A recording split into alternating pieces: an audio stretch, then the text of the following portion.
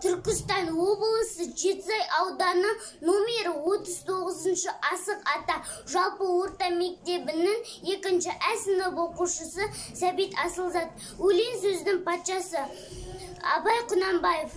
Өлең сөздің патшасы, сөз сарасы, қиыннан қиыстырар ер данасы.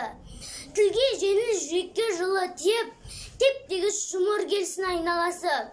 Бөтен сөзбен болған сөз сарасы, ол ақынның білімсіз бишарасы. Айтушы мен тыңдаушы көбі надан, бұл жұрттың сөз танымас бір паразы. Өлеңге әркімнің ақ бар таласы, сонда да солардың бар таңдамасы. Іші алтын, сырты күміс, сөз жақсысын қазақтың келістірер ғайбалысы. Аңсабият, арнамыз, сабыр талап, бұларды керек қылмас ешкім қалап. Терең ой, терең ғылым іздемейді, өтірік пен өзекті жүндей сабап.